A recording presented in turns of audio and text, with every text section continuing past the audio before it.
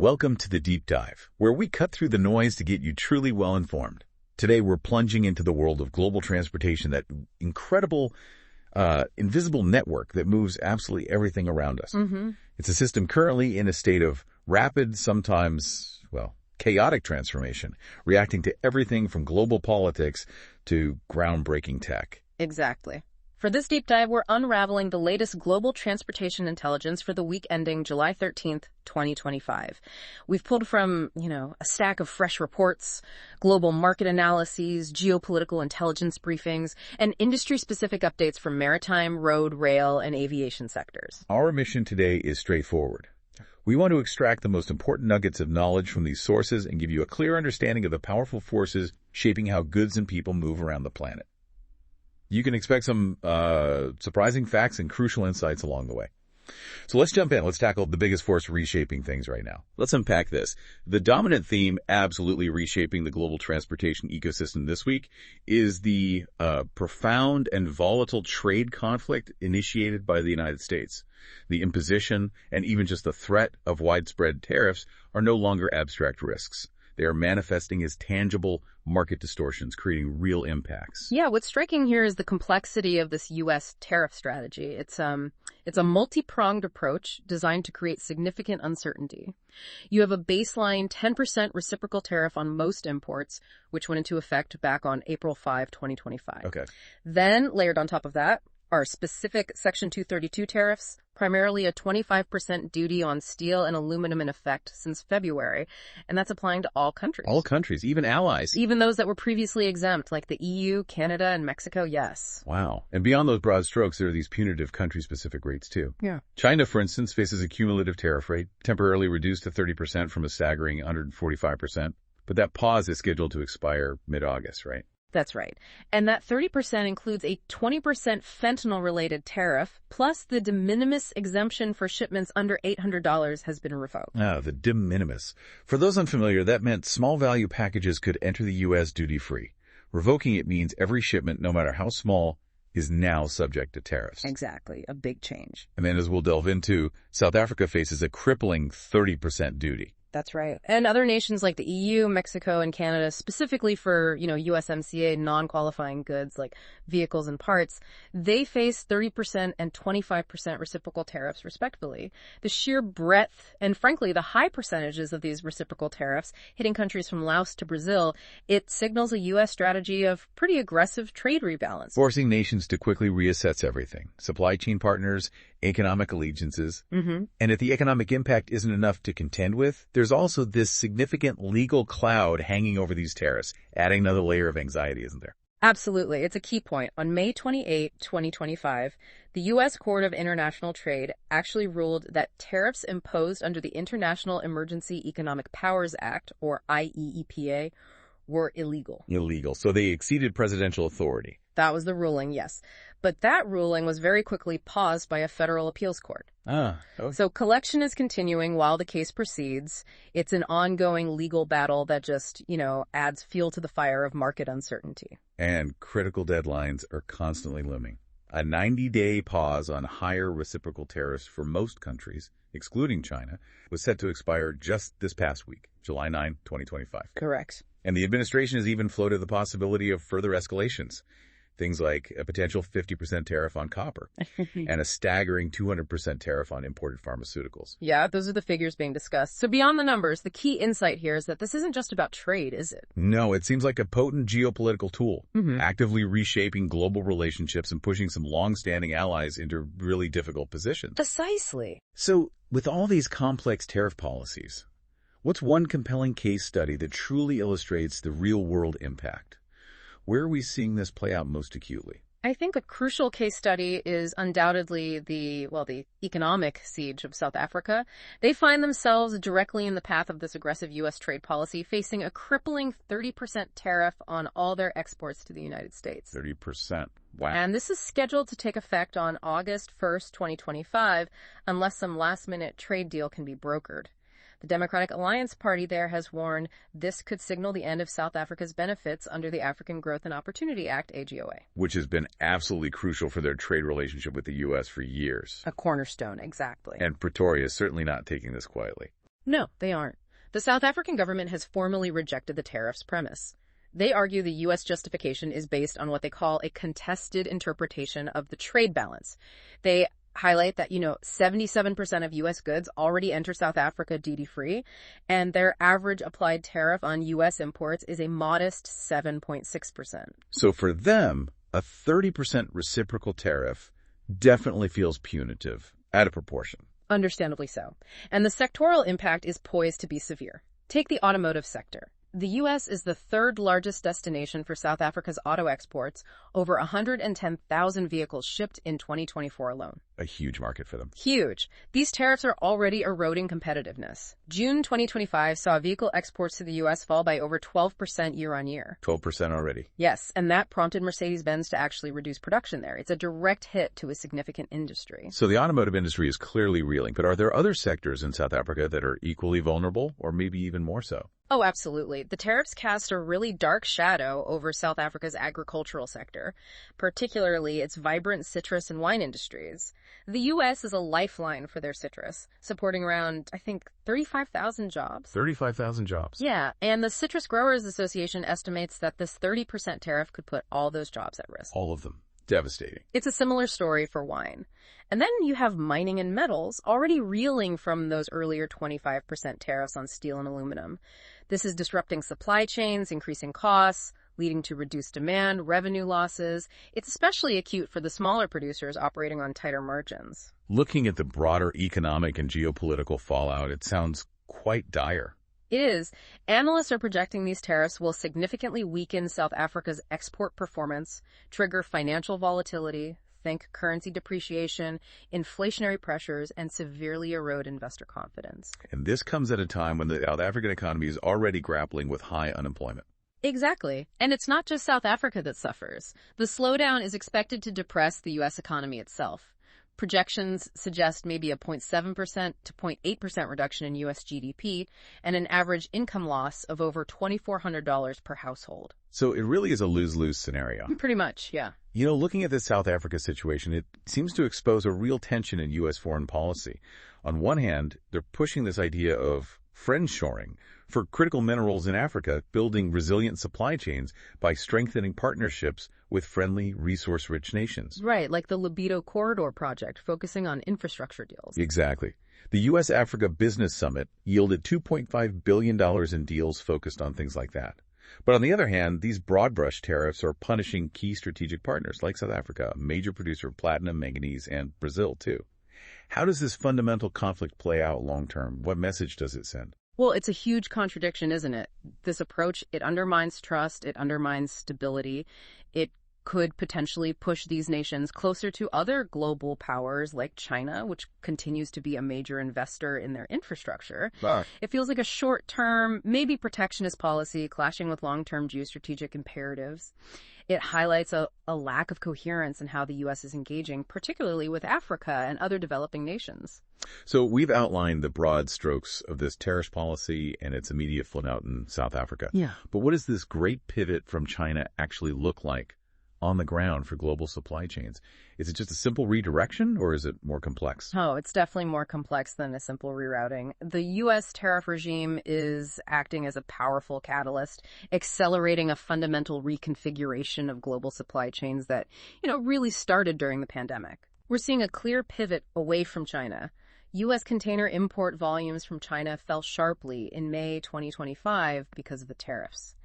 U.S. importers have aggressively ramped up sourcing from other regions, Southeast Asia, like Vietnam, Thailand, and also Mexico. A big surge from those areas. And it's not just a direct switch, is it? This is creating a rise in indirect trade routes. Exactly right.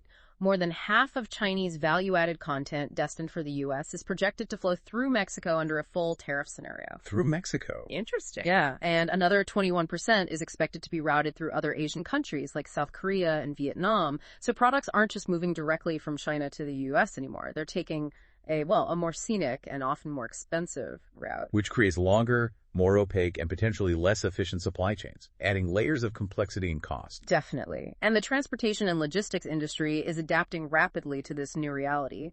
Ocean carriers are launching new services.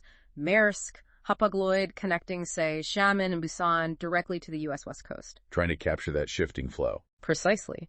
And logistics providers are expanding their intra-Asian networks. Companies like HMM, PIL, Express Feeders, all trying to support these shifting trade flows. It really underscores a permanent recalibration of global trade, doesn't it? I think so, yes. Okay, let's navigate the volatility within specific sectors now. The maritime sector, for instance, seems to be navigating a perfect storm. Geopolitical conflict, economic uncertainty, policy whiplash.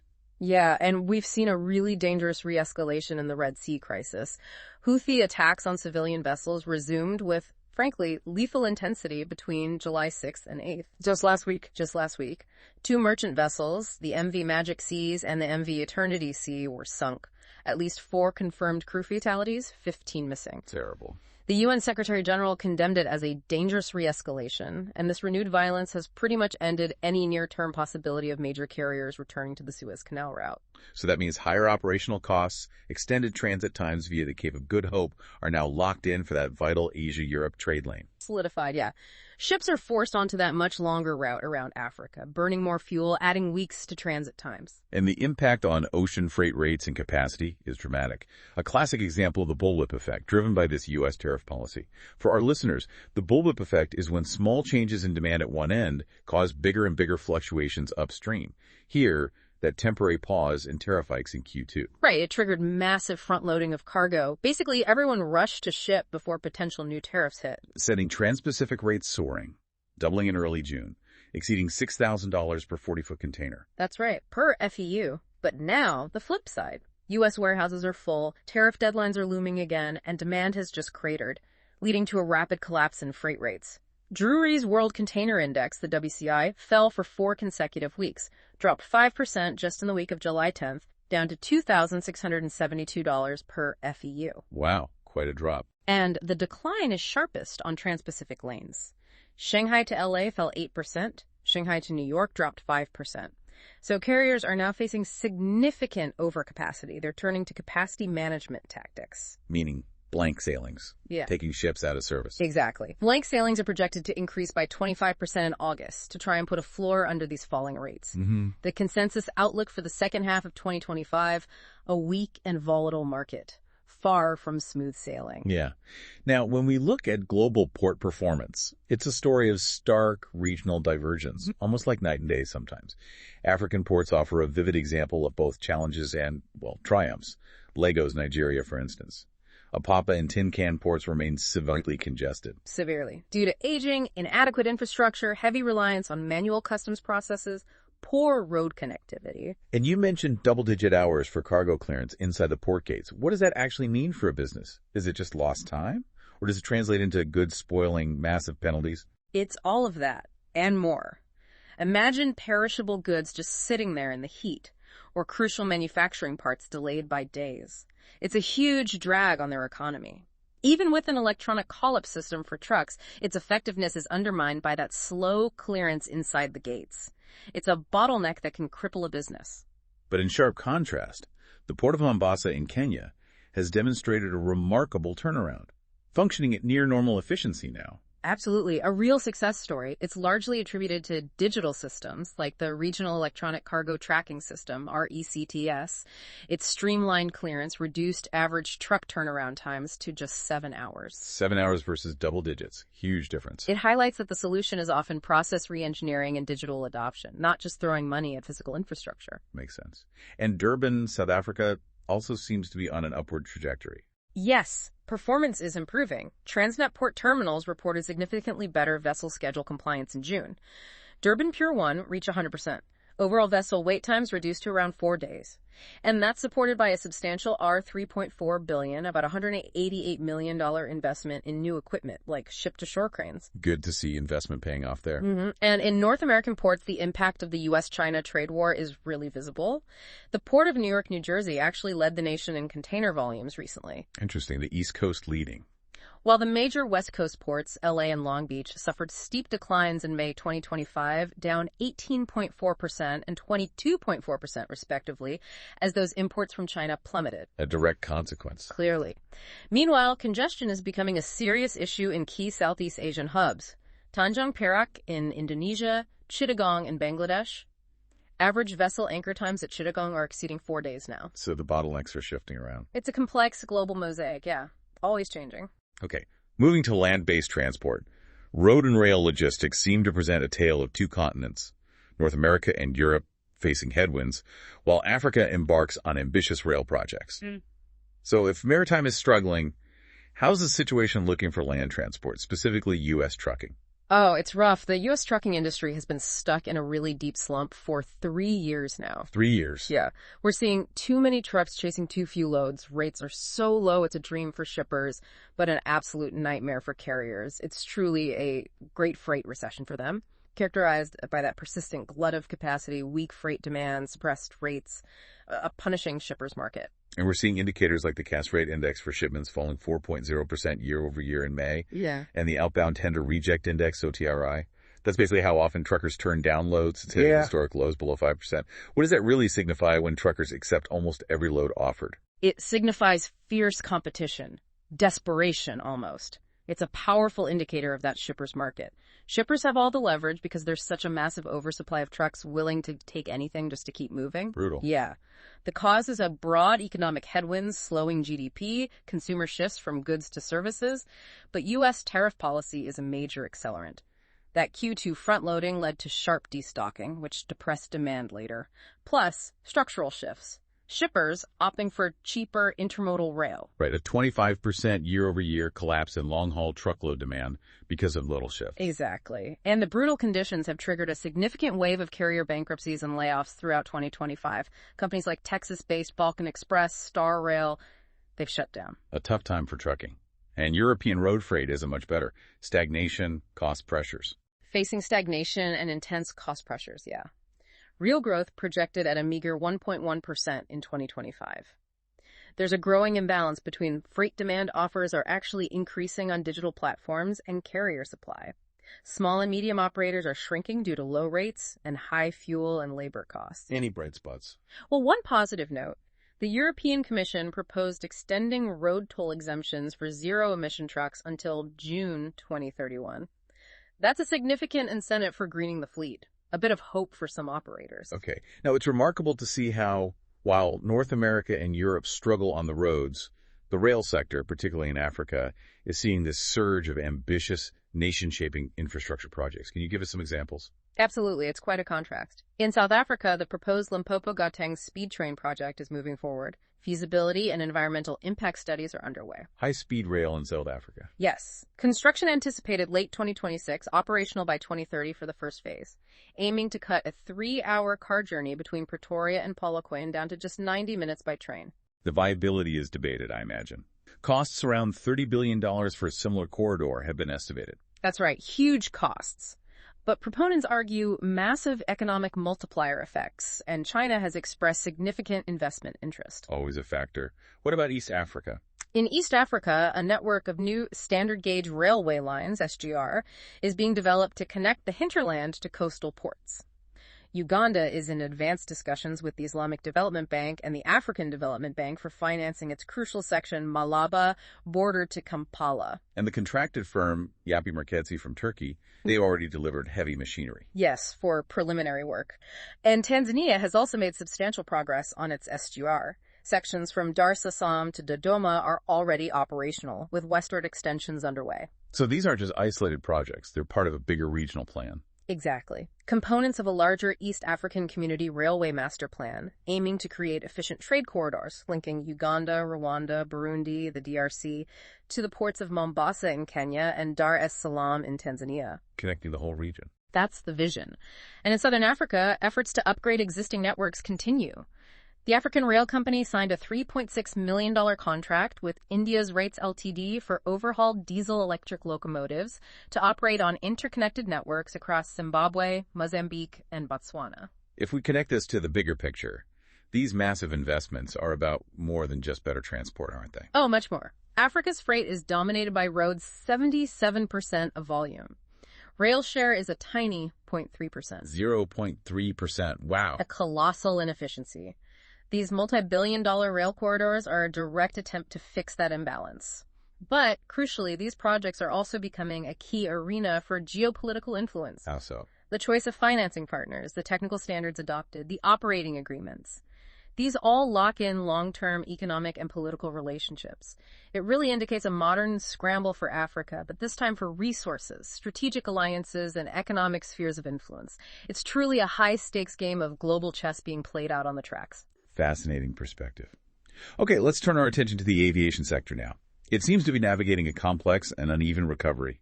Overall demand growing, but the pace moderating, and huge regional variations. That's a good summary.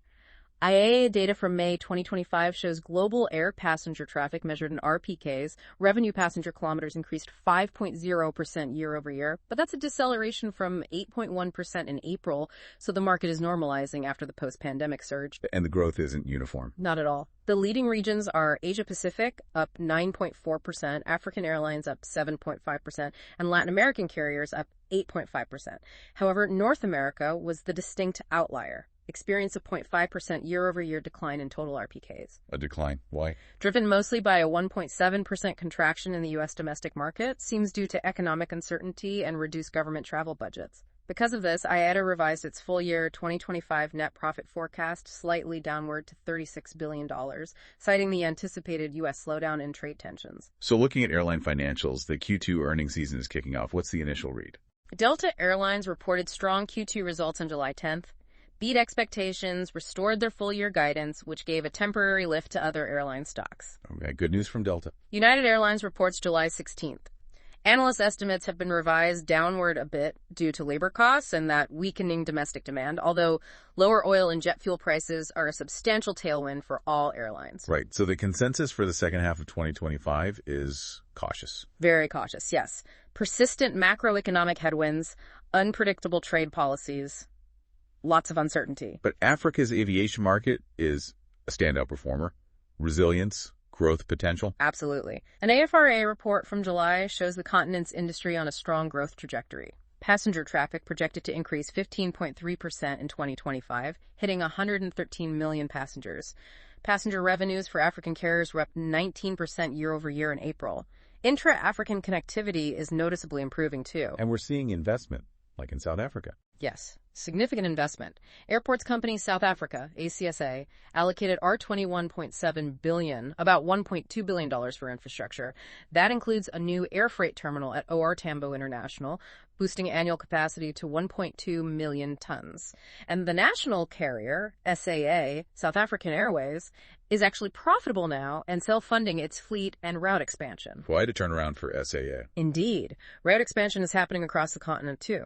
Ethiopian Airlines launched a new nonstop service to Hanoi, Vietnam, their 20th Asian destination. And the South African budget carrier Flysafair is adding a route from Cape Town to the Kruger National Park region. But persistent challenges remain. Operational costs in Africa are among the highest globally. Yes, expensive jet fuel, high taxes, steep airport fees. Especially in West and Central Africa, average cost is over $100 per international departure. And this creates a significant long-term strategic risk around sustainable aviation fuel, SAF. Exactly. SF costs 2 to 3 times more than conventional jet fuel. African airlines already pay a 17% premium for standard jet fuel, so SF is an even heavier burden for them. What does this economic barrier truly mean for Africa's aviation future? Well, it creates a dangerous divergence. It risks African aviation becoming a carbon laggard. They could potentially face punitive carbon taxes down the line, like the EU's Carbon Border Adjustment Mechanism, CBAM, or even market access restrictions. It's a critical challenge impacting their global competitiveness and sustainability goals. A serious long-term issue. Finally, on aviation safety, the past week saw 2 significant events. Yes, unfortunately. The investigation into that fatal Air India AI-171 Boeing 787 crash in Ahmedabad on June 12 continues. The preliminary report pointed to a mid-air fuel cutoff to both engines just seconds after takeoff. There's still ambiguity about the cause. One pilot reportedly asking why fuel was cut, the other denying it. Difficult situation. Very. The report highlighted a 2018 Boeing safety bulletin about a potential mechanical fault with fuel control switches, which Air India hadn't performed as it wasn't mandatory at the time. Families have condemned the report as a cover-up. Pilot unions criticize speculation about pilot error or suicide. It's ongoing. And the second incident. On July 13th, a small, twin-turboprop Beechcraft B-200 Super King Air, used for medical transport, crashed moments after takeoff at London Southend Airport. Turned sharply, burst into a large fireball. The airport was closed for investigation. Okay. Tragic events. Yeah. Now let's explore the exciting and challenging future of mobility, diving into technology and sustainability. The long-promised future of autonomous vehicles seems to be rapidly becoming a commercial reality. Fierce competition heating up. It really is. Waymo, that's Alphabet's subsidiary, is cementing its position as the market leader in autonomous ride-hailing. They've expanded their partnership with Uber to launch fully driverless robotaxi service in Atlanta. That's their second joint market after Austin. Fully driverless in Atlanta now, too. Yes. Waymo now offers over 250,000 paid rides per week across 5 U.S. cities using electric Jaguar I-Pace SUVs. They're even mapping Philadelphia now. Their strategy is cautious, methodical, using a multi-sensor suite LiDAR, radar cameras, and carefully mapped geofenced areas. But in the same week, Tesla launched its rival robotaxi service in Austin. Key difference, though. Theirs initially operates with human safety supervisors in the passenger seat. That's right, which indicates a less mature system compared to Waymo's fully driverless approach. And the launch has been, well, troubled. Public reports, videos showing performance issues, vehicles driving in opposing traffic lanes. Not good. Prompting an official inquiry from NHTSA. Yes. Despite these setbacks, Tesla also planned its first ever fully autonomous vehicle delivery, a Model Y, from factory to customer, though. That was tentative for June 28th. Tesla relies on a vision-only system, pushing its full self-driving software to its massive consumer fleet. They're betting on data volume and rapid iteration. A fascinating contrast in approaches to a truly disruptive technology.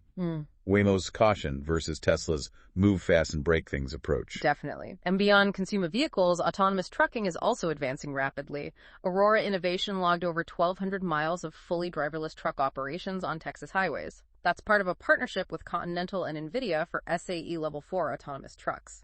Level 4 meaning the truck handles all driving under specific conditions, no human needed in those conditions. Correct. And Kodiak Robotics partnered with Vey to integrate remote driving technology.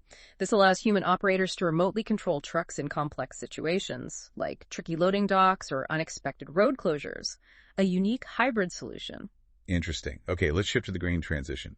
Decarbonization, creating new markets, driving policy, presenting huge infrastructure challenges. Sustainable aviation fuel, SAF, is one of those markets, poised for exponential growth from $2 billion in 2025 to over $25 billion by 2030. A massive 65.5% compound annual growth rate. Yeah. Explosive growth. Driven by government mandates, notably the EU's Refuel EU initiative. That requires a 2% SAF blend for all flights from EU airports by 2025, and it rises steadily after that. And airlines are locking in supply. Yes, major airlines are signing large, multi-year offtake agreements to secure supply and, importantly, de-risk investment for producers. R&D is focused on diversifying production pathways, things like ethanol to jet, using novel feedstocks like agricultural waste, used cooking oil, even synthetic fuels made from green hydrogen and direct air-captured CO2. Lots of innovation happening there. And IATA even launched a SAF matchmaker digital platform to connect producers with buyers, a sign of how serious the industry is taking this. Now the zero-emission trucks, ZETs, gaining momentum in the U.S., over 52,000 deployed by end of 2024. That's right, medium and heavy-duty ZETs. State-level leadership is critical. California, Texas, Florida are leading in numbers. States with strong incentives like Maryland, Georgia show the fastest percentage growth. But what's the single biggest hurdle preventing a really rapid rollout? Is it the trucks themselves or something else? It's the charging infrastructure, hands down. The clean transportation nonprofit CalSTART warns deployment needs to basically double to meet 2030 federal climate goals. But we're talking about massive power needs here. Imagine, a single Class 8 semi-truck needs 350 kilowatts for a fast charge. Like powering a small neighborhood, you said. Pretty much. And a whole depot of these trucks, you're looking at 20 megawatts or more, the kind of electrical load you'd find in a skyscraper. Wow. Building that kind of grid capacity and infrastructure, particularly in the right locations, is a monumental challenge. Often goes unnoticed in the public discussion. A critical bottleneck. But there's a different kind of e-mobility revolution unfolding in Africa, centered on two-wheelers. Tell us about Spiro. Yeah, it's a fascinating case study. Founded just in 2022, Spiro is already a dominant Pan-African electric mobility company, operating in 8 countries, Kenya, Nigeria, Rwanda, others with over 35,000 electric motorcycles and more than 600 battery swapping stations. That's explosive growth in just a couple of years. Truly is. Their business model is vertically integrated vehicle sales, battery as a service, after-sales support, and it's proving incredibly successful. Generated $23 million in revenue in 2024, projected to leap to $200 million in 2025. They're fueled by a current $50 million Series A funding round. And it's having a local impact, too. Absolutely. A key aspect is their Made in Africa approach. 4 local assembly plants in Kenya, Rwanda, Uganda, Nigeria, creating over 1,000 direct and indirect jobs with a strong focus on gender inclusion. Spiro's success really highlights the potential for ground-up sustainable mobility solutions tailored specifically to African markets. And they got UN recognition, too. Yes, selected for the UN-backed regional platforms for climate projects pipeline, a real testament to their impact. Great story. Finally, let's talk urban mobility reimagined. The future of urban transport, digitalization, sustainability, multimodality. Trends for 2025 include interoperability, unified payment systems, micromobility expansion, AI for smart traffic management. But cities' ability to harness these varies dramatically. A tale of two cities, perhaps. Exactly. A great case study of transformation is Kigali, Rwanda's capital. They're embarking on a comprehensive overhaul of their public transport system, backed by significant international support. The World Bank just approved $100 million for the Rwanda Urban Mobility Improvement Project, RUMI. What does that project involve? It's a holistic initiative, a modern multimodal transit hub, Nyabugogo, expected to serve up to 180,000 passengers daily by 2030. Dedicated bus lanes, expanded sidewalks, cycling paths, and importantly, a fleet of electric buses with charging infrastructure. Sounds comprehensive. What's the expected impact? Truly transformative. It aims to drastically improve job accessibility within a 1-hour commute. Currently, only about 1/3 of jobs in Kigali are accessible like that via public transport. Plus, strong social goals, creating thousands of jobs, tackling the underrepresentation of women in the transport sector. A positive example, but in stark contrast, Johannesburg. Yes, South Africa's economic hub faces a severe public transport crisis. The collapse of the formal passenger rail network, PRISA, during the pandemic. It's left millions dependent on an informal, often dangerous minibus taxi industry. Driving up costs, exposing riders to violent turf wars. Exactly. And efforts to rebuild the formal rail network. Crippled by mismanagement, chronic underfunding, even physical attacks on infrastructure. The city's budget proposes only slim increases for infrastructure. Major projects like the Rea Viabus rapid transit system have been stuck in construction for over a decade. Over a decade? Yeah. The result is an unreliable, unsafe, inequitable system that just perpetuates spatial inequalities. It's a really tragic example of institutional failure. The lesson here seems clear then. This stark contrast reveals a great divergence in urban mobility pathways. Absolutely. Kigali's success demonstrates that a clear, long-term vision aligned with international development goals can attract significant financing and partnerships. While Johannesburg, despite being larger and wealthier, is hampered by institutional failure, fragmented governance, maybe a lack of political will. Kigali provides a powerful model, doesn't it, for how smaller African cities can potentially leapfrog larger, more dysfunctional metropolises through strategic planning and global partnerships. A fascinating comparison. So we've just taken a really deep dive into a global transportation landscape defined by, well, profound uncertainty from the U.S.-led trade war, but also incredible resilience, innovation, and strategic realignments. We certainly have. We saw the stark market distortions in maritime and trucking, the uneven recovery in aviation, and the really contrasting fortunes of various regions. We also explored the exciting yet challenging race for autonomous vehicles and that critical, sometimes contradictory push for decarbonization.